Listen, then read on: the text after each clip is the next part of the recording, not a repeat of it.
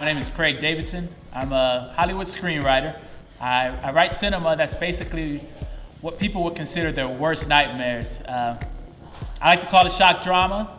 Other people like to call it high concept, but it's really a message of life and a depiction of that life in a realistic fashion. I like to represent my work in a fashion that's going to speak to people's spirit and also speak to their struggles. Because I believe we do have a passion for the things we fear, not necessarily a love, but a passion. And what I would like to do is help people confront their passions in order to defeat their fears. And so that's my main focus out here in Hollywood as a screenwriter, to do that in a creative and dramatic fashion, in a way that has not been done before.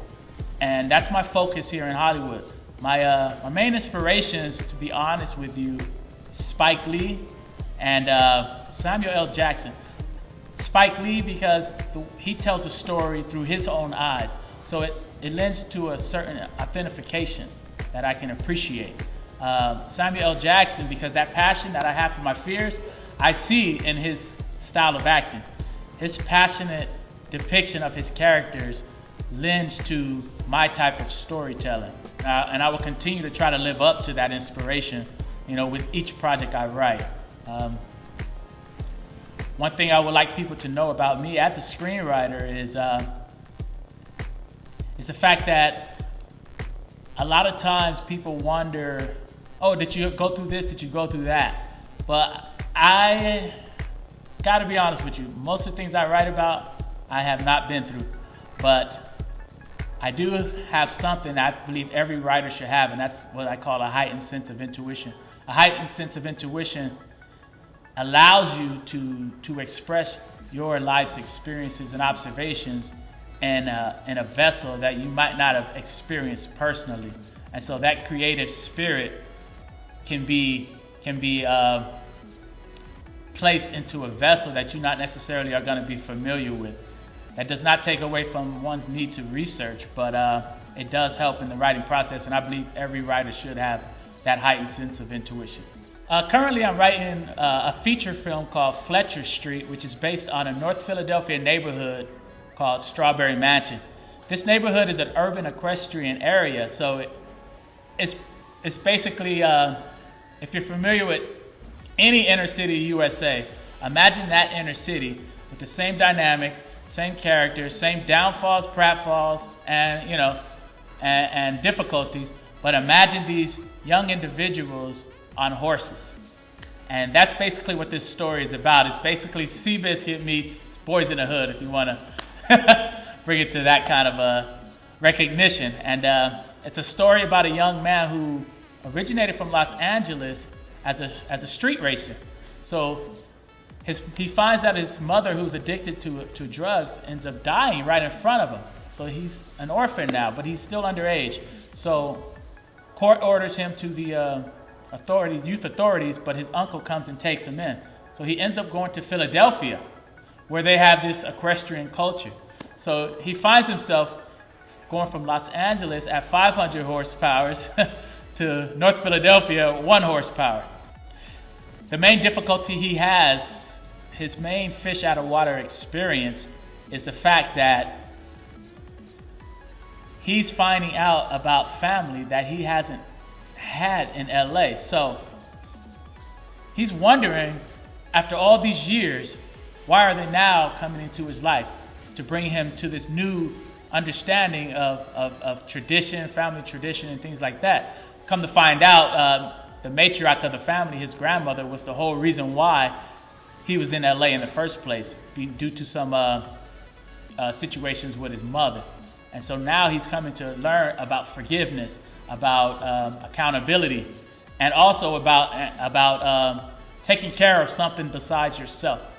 And so this is really a story of coming of age, along with a story of accountability, and the main theme is forgiveness. So this is called Fletcher Street. It's an urban equestrian story that I believe is going to speak to our young children today, because growing up myself, riding a horse was not something we did. And it really didn't run parallel with the urban lifestyle.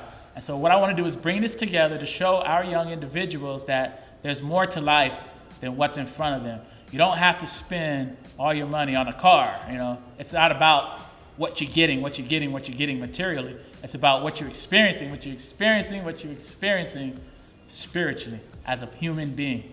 The main experience that I would like to let people know about myself is the route that I've taken to get here, which I cannot say was a conscious route. I did follow my spirit, and I followed my love and desire to create, and that led me here. So I started out in the United States Marine Corps. I started out in the Marine Corps at the age of 18, 2 months after high school. I was in boot camp, and I didn't go to college. I didn't go to travel. I joined the Marine Corps to do two things: eat 3 meals a day and blow up stuff. And I was able to do that. Once I accomplished that and I got all that out of my system, I became a man. I was 25 years old, and that narrative really didn't go well with what I desired in my life. And so I realized that, you know what, I need to get out now before I get kicked out. It was that real for me. It was, okay, I don't agree with what we're doing in the military, and I need to make a move. And that's what I did. I got out after 8 years. I did not retire. I got out, and I moved to Hollywood. I moved to Hollywood to be an actor. I thought I wanted to be an actor. When I actually got into the game of acting, I began going to auditions. I began getting jobs, callbacks, everything. It was working out really well.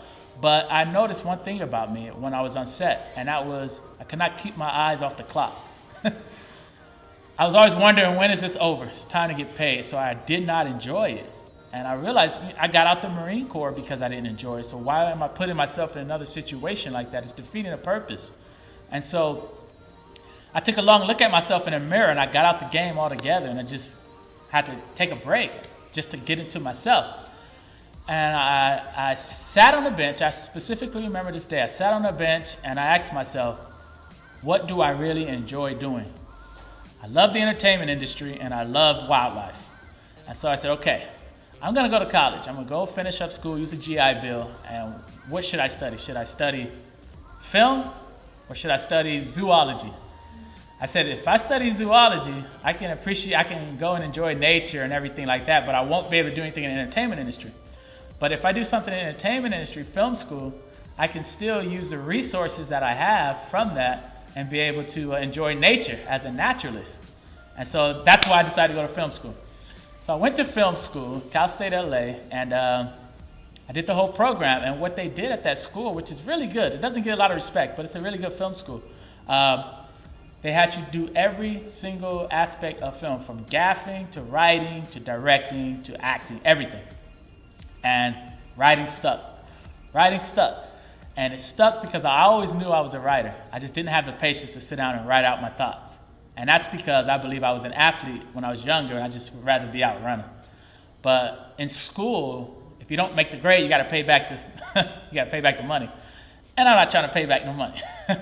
So I sat down and I wrote. And what that taught me was to settle my spirit down and really get focused on this story. Because anybody can have an idea, but not everybody can flesh out a full story, a full world, multidimensional. So, when people come to you and say, oh, I got an idea for a story, it's like, yeah, 1 million other people do too. What are you going to do with that idea? So a guy actually told me that I work with. His name is Billy Woodruff, and he's a director of videos. And I was a PA for him when I first got out. And that's what he told me, because I came up to him and I said, I have an idea for Tony Braxton video. He's like, yeah, you and 1 million other people. Continue on. I was like, oh, I see what he's saying. And I thought about that forever. And now I realize what he's saying as a writer, because people come to me now. I got an idea for a story. And I said, hey, 1 million other people do too. Do something with it or give it to me. So, and so that's how I became a writer. I wrote a script, and it got a lot of notice. It got produced. We made it. It's in a can. It's called Truth Be Told. And it was basically about a minister who, was taking part in extracurricular activities and end up catching up with him, and he loses everything. And so that got fully produced. I didn't have to pay anything on it. And so that really validated me as a writer. So I really started taking myself serious as a screenwriter after that, because I was like, wow, these people get it. They understand what I'm trying to say in this head of mine. You know, a lot of times we don't give ourselves credit for things, but when it gets validated by other people outside, we know our message got across. So that really spoke to me as far as qualifying myself as a writer. So I continued on, and right now I'm writing actually I'm producing. It's already written. It's a short film called Release, and it's basically about a young man who's cutting himself due to childhood sexual abuse. And what I want to do with this project, I'm doing fundraising right now, $11,000 budget, and what I want to do with this project is really juxtapose it with the child abuse awareness programs that we have. So it's going to be definitely be a blue ribbon affair, and what we're going to do is get this message out to the youth that are suffering right now, and let them know that there's other ways of coping with these horrific experiences. You know, there's other ways of getting your release. You know, you don't have to get rid of this blood that you hate that runs in your veins due to whatever reason. You know, there's other ways, and that goes on with my message as a writer. You know, wholly, which is to get people to a different understanding that they might not have explored prior to watching a film that I've written. And that's what I hope to do. That's my plan, and so far it's been working. I'm here in Hollywood, working with Meredith McCormick, who's her ambition and inspiration is amazing. And I'm just trying to get as much from her as I can. Other mentors that I have in this area are really helping me out get to the next step. Because like I said, a lot of times we need help qualifying ourselves. And what I mean by that is a lot of times we have this I don't deserve it attitude. Let me tell you something. You do the work, you deserve the awards, the rewards of it, okay? Do the work, you deserve it, period. So all this other stuff is very analytical, spiritually analytical, and you can't validate it. You cannot validate down talking your own self. So what I would like to tell anybody, whether you're in Chunky, Mississippi or right here in Hollywood, do the work. If you're a writer, don't say you're an aspiring writer, you want to be a writer. Write. You know, if you're an actor, act. Don't wait for someone to pick you up to be in a project. Create your own work. This is a different day and age we're in. We're creating our own stuff. It's not the old Hollywood system anymore. Make stuff on YouTube. Get your crowd going, get your following, and do what you gotta do. Work, work, work. Be who you are. Don't wanna be who you are. So I'm a writer, you're an actor, you're a creative person, you're the business side, whatever it is, be it. Don't dream it. Okay?